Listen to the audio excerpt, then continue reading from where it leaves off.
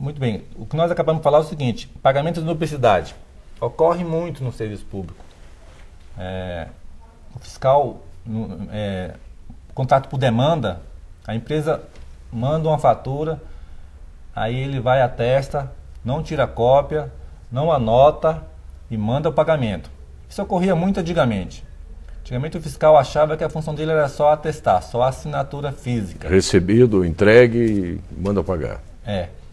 E a gente vê que a coisa é mais complexa do que isso hoje. Então, a própria N2, Instrução Normativa número 2 do Ministério do Planejamento, Orçamento e Gestão, estabelece esse mecanismo de controle. Então, há uma toda sistematização sobre como receber esses serviços ou materiais. Nós temos algumas sugestões. Desculpe. Não, claro, está aí a sugestão para a documentação para documentação de apoio, né, que o fiscal deva ter para fazer esse acompanhamento do contrato. Então, vemos no slide que ele tem que ter uma cópia da sua nomeação, a portaria. Também, isso era uma dificuldade que tínhamos até determinado tempo sobre essa portaria. Havia fiscal que não tinha portaria, ele tinha só a incumbência de atestar. Quando a gente foi verificar, também através do TCU, que veio cobrar a gente, o fiscal não tinha portaria. Então, em princípio, ele formalmente não tinha... Ele era o representante daquela área que assumia as incumbências do setor, né? Então, acontece muito em todos os órgãos, só que hoje o TCU está pegando firme nisso, tem que ter a portaria.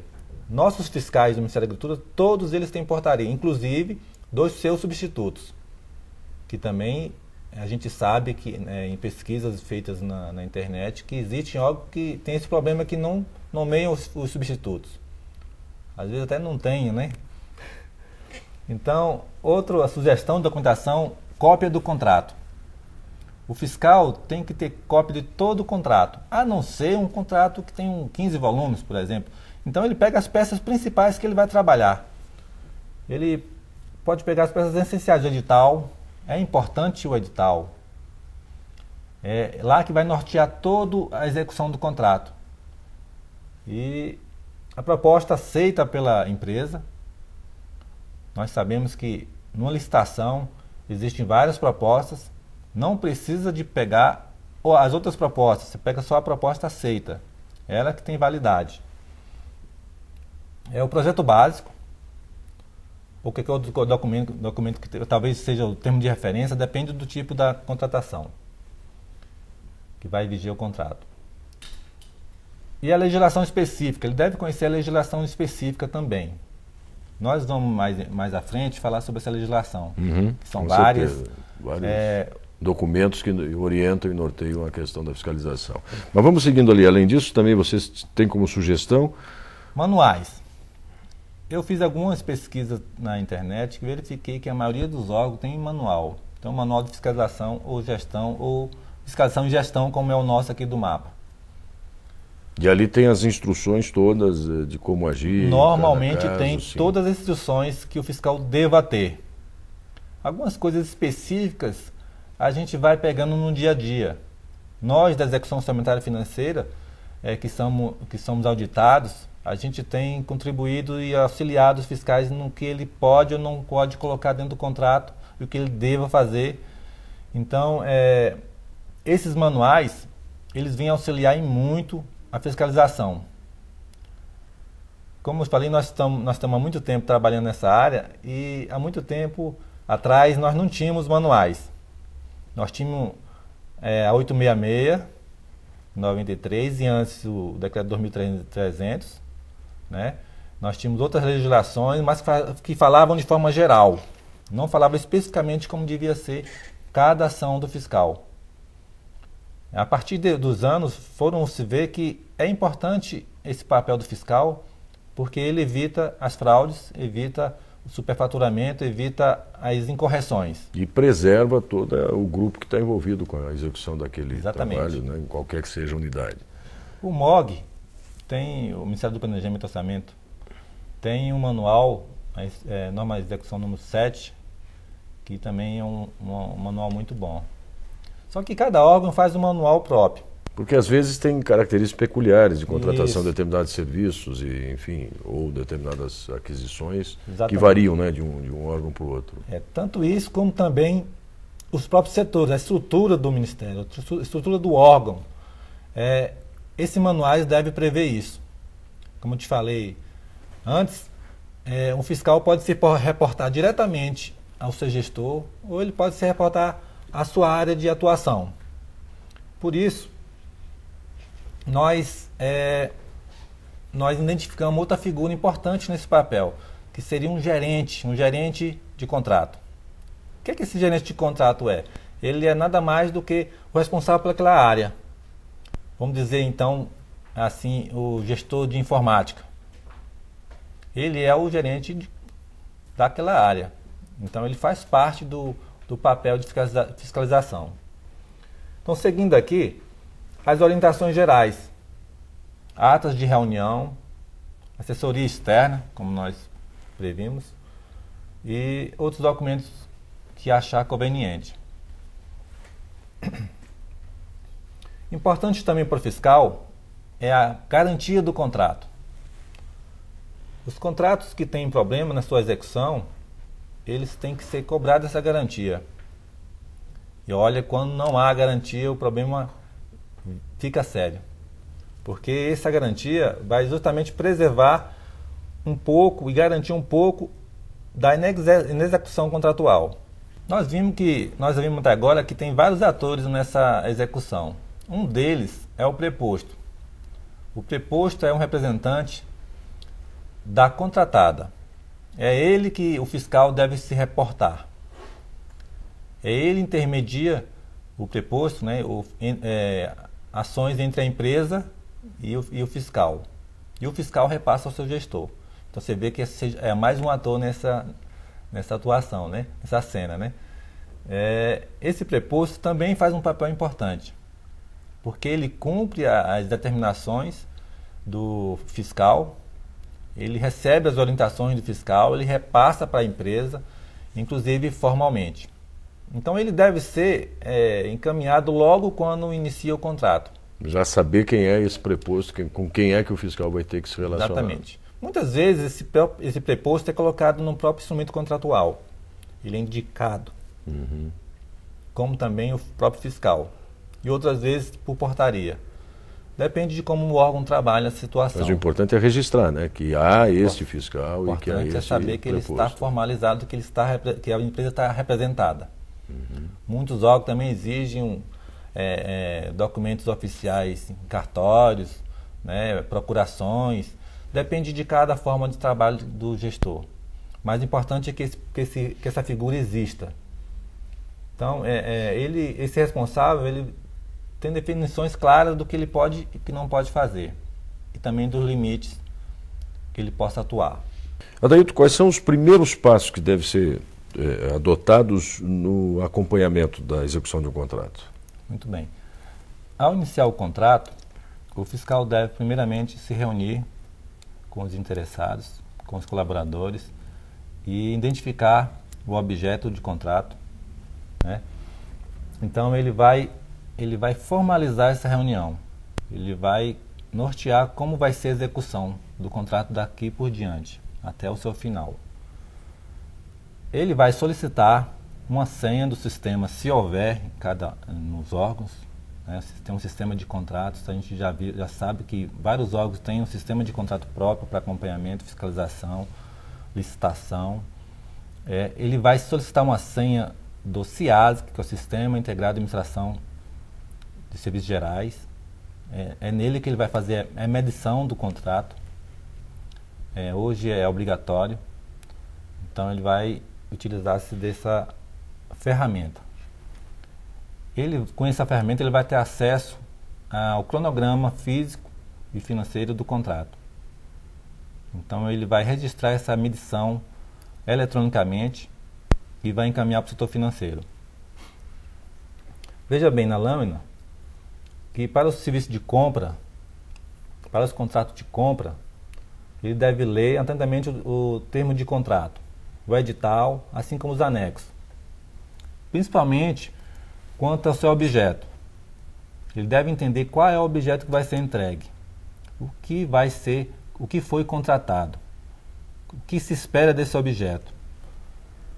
Ele também tem que saber os prazos de entrega, né? Os prazos que ele tem que receber esse material, o prazo que a empresa tem que entregar para um setor, mandar para outro estado. Todos esses prazos têm que estar definidos no contrato. E ele tem que fazer o registro de ocorrência. Essa é uma imposição legal, está previsto na instrução normativa da Ministério do Planejamento. E ele deve tirar cópia de toda a documentação, como nós já dissemos, e receber a fatura. Essa fatura, ele tem alguns itens que devem conferir. Então vamos lá. Como vocês vejam na lâmina, as condições de pagamento do contrato, se foram obedecidas, se foram cumpridas, o valor cobrado. Então na fatura, esse valor está especificado. Ele deve conferir isso com o que está especificado no contrato, que está previsto. É importante também ele saber da validade da nota fiscal. Isso é um item interessante. Toda nota fiscal tinha uma validade explícita da nota. Ela vale até, normalmente, 1 ano, podendo ser prorrogado por mais 1 ano no máximo, de acordo com a legislação de cada município. Hoje, nós temos a nota fiscal eletrônica, que não tem essa validade, mas o fiscal também pode consultar isso nos sites. Pode consultar essa validade nos sites. Seguindo, ele tem que atestar. O que é esse atesto? Ele vai assinar que recebeu no corpo da nota fiscal. É diferente da medição, que ele faz eletronicamente. Ele também pode atestar essa nota em conjunto com outro servidor, em conjunto com a comissão, dependendo do caso. De acordo com o artigo 15 da 866/93, material, nós estamos falando de material aqui, recebendo material, contrato de material, acima de 80 mil, ele tem que haver uma comissão de recebimento de material, desse material. Então, a comissão tem que fazer um termo de recebimento provisório e um definitivo. Quando se refere, por exemplo, depois a isso ser tombado pelo patrimônio, então, tem todo um processo posterior, mas que não pode atrasar o atesto, né, de que esse material foi entregue. É provisório por isso, depois vai ser feito internamente um definitivo. Isso, ele tem os prazos legais a ser cumprido. Então, provisoriamente, em determinada quantidade, o setor específico vai receber o material. Então, ele tem esse tempo para verificar se o material é aquele mesmo que foi pedido, aquele mesmo que foi contratado. Normalmente é a pessoa que não participou da licitação, é um servidor de material ou patrimônio, depende da contratação. Então, ele tem que verificar, ele leva um tempo para verificar isso. Às vezes são vários lotes. Então a legislação prevê esse tempo e ele pode dar um recebimento provisório. Depois disso, acabou essa verificação, aí ele dá um recebimento definitivo. Após essa verificação e o atesto, aí encaminha para o setor financeiro para os pagamentos. Se houver alguma impropriedade, ele tem que notificar, fazer a notificação que a legislação prevê. Ele pode notificar por vários tipos de acontecimento no contrato, atraso na entrega. Ele pode notificar que o produto não foi aquele que foi especificado no contrato. Então, mesmo assim, ele tem que usar o bom senso. Às vezes, a empresa entregou 90%, falta 10% para entregar, então ele pode acordar com a empresa e esperar um momentinho para fazer esse recebimento ou deixar de fazer essa notificação. Ele tem que manter contato com o representante da administração ou da contratada, com vista a garantir o cumprimento integral do contrato. No caso de serviço, normalmente as situações são quase idênticas, com diferença do tipo de execução do serviço.